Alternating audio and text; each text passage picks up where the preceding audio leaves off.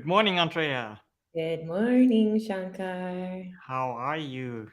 I'm happy. I'm good. I'm excited. I have my cacao here. Me too. It's awesome. San What? Antonio, and you have? Washington, D.C. Ah, no. You don't love No, no, no. I stay with San it? Antonio. All right, I'll accept that. We have a very technical topic today, website migration. What do you know about that, Andrea? Absolutely nothing. So I'm excited to learn. I thought that website migration was simply changing a staging site to connecting the domain to what the real website is going to be called, or that little place where the URL is. Yeah. So you'll have to explain to me what that is and how that works. Yeah, you are kind of close because if you think about it, the end outcome is exactly what you described. You have one domain that could be testsite.com, and then you do stuff so that it goes to, it is all of a sudden available under your real domain. So if your real domain would be myawesomewebsite.com, when you migrate a website from one server to the other, it would be available first under testsite.com, which is your developers call it a stage or a test environment where they build the website and they try all the different things. They make sure everything is good for production. And then when it's ready, you want it to be available under myawesomewebsite.com.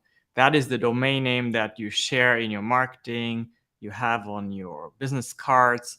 And essentially, what you have described is a website migration. Well, what usually goes wrong when people migrate? Or I also was under the impression that it only takes like, a couple minutes to do, but I Mhm. found out that's not actually true. It does take some time. Yeah, that's a great question. What usually goes wrong is that when you migrate websites, it's very technical. You need, of course, to migrate the database, and you need to make sure that all the internal code references that typically are linked to the domain name also are properly changed. You need to make sure that your image files are moved, and you need to make sure that backend code communicates correctly to different JavaScript libraries. So what typically goes wrong is that if you try to do that manually, then it just takes forever because you will find that different connections don't work anymore as they used to. Mhm. But moreover than that, you'd be surprised to know that a lot of beginner developers or marketing companies that are maybe not as advanced as they should be, they don't actually develop a website on a test environment. What they do, and what probably most every layman does, is they develop the site straight onto the production server. Okay, And and that's that is, fine. yeah, and that is not always an option because you may have an existing website that you want to replace, and so you cannot use the production server to build your new site. Mhm. Also, it's always great to have a test environment, even if your website is launched, because uh, if you want to test what it looks like, if you add a feature or if you change a few things and you want to see how that behaves online, you can first test it and then update the production server. So what is the importance of testing, site testing? What do you usually, I guess, let me rephrase the question. What are the most common encounters of, like, what are the most common problems you come across as you're testing? It's usually stuff not really working. It's logins not working. It is SEO not set up correctly. It is content not showing correctly on different screen sizes. For example, it looks really nice on the desktop, but it doesn't work at all on mobile phones. But I know we have kind of limited time, so I want to go into actually how we do that here at Shanks, and quite frankly, how if you're a little bit tech savvy, you can do that yourself with a plugin called BackupBuddy.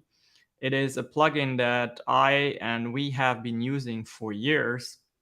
And essentially, what it does is it creates a backup of your website on the stage, on the test environment, and then you can upload two files to the target server, the new server. One is called an import buddy file, and the other one is the backup file itself. And then you can quite easily, within like 30 minutes, you can restore the backup from server A onto server B, your new server. And I have actually, yesterday, I created an internal instruction video for our company, for other team members who do that for our clients. And I have stripped that down. I have taken out some confidential information and I have placed that on our YouTube channel. So after we are done live streaming, I will add that link to the somewhere around the video. And Andrea just had to leave because she is going to lead our morning meeting. And one more word about, because I'll join that meeting as well. One more word about the Shanks.club, which you see here as our logo and also here the address. Shanks.club really solves a problem that everyone has nowadays, which is I need to create content daily. And how can I have these ideas that go viral or that resonate with people? And Shanks.club is is a community where amongst other things, you will get a daily content prompt delivered to your email. I write that prompt myself, so it's very, very handy to have that. And you can cancel anytime. The fee is $7 a month, which is, of course, close to nothing.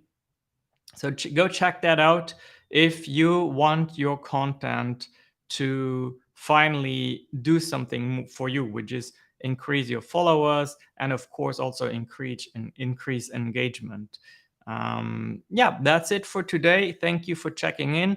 I'll leave the link to the recording of the BackupBuddy website migration plugin in somewhere here around the video, and I'll see you again tomorrow for the Shank Show.